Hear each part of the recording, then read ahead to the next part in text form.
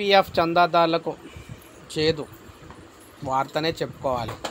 ఎందుకంటే employees provident fund organisation ఈ విధంగా ఇన్ఫర్మేషన్ అయితే ఇచ్చిందనమాట.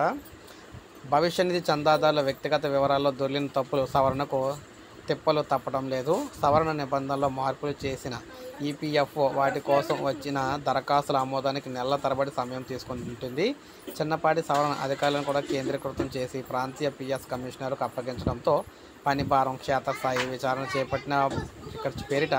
విచారణ పేరిట జాప్యం అయితే జరుగుతోంది. దీంతో సవరణలు పూర్తవక పదవి విరమణ, నగదు ఉపసంహరణ, పిఎఫ్ ఖాతా బదిలీ, పింఛను మంజూరు, క్లెయిమ్ల ఆమోదం కూడా ఆలస్యం అవుతున్నాయి.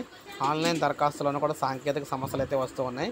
ఈపీఎఫ్ఓ ఖాతాదారులకు సంబంధించిన చందాదారుడి పేరు, లింగం, పుట్టిన తేదీ, తండ్రి లేదా తల్లి పేరు, బంధుత్వం, వివాహ స్థితి, ఉద్యోగంలో చేరిన తేదీ, సర్వీస్ నుంచి వైదొలిగిన కారణాలు, సర్వీస్ నుంచి వైదొలిగిన తేదీ, జాతీయత, ఆధార్ నెంబర్ వంటి 11 రకాలైన అంశాల్లో మార్పులకు అవకాశం అయితే ఉంటుంది.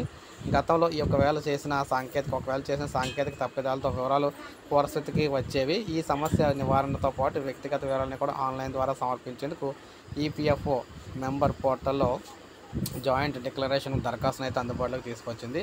స్వల్ప మార్పులకు దాన్ని ధృవీకరించే 2 రకాల ధృవీకరణ పత్రాలు, పెద్ద మార్పులకు 3 రకాల ధృవీకరణ పత్రాలు యజమాని ఆమోదంతో చూపించాలని సూచించిందనమాట. సరైన పత్రాలు జత చేసిన క్షేత్రస్థాయి విచారణ పేరిట నెలల నుండి 2 నెలల వరకు సమయాన్ని అయితే తీసుకుంటూ ఆమోదిస్తూ ఉన్నారు. ఒక సంస్థ నుంచి మరో సంస్థకు బదిలీ అయినప్పుడు పిఎఫ్ ఖాతా నుంచి నగదు బదిలీ చేస్తున్న ఈపీఎఫ్ఓ సర్వీస్ బదిలీ చేయటం లేదనమాట.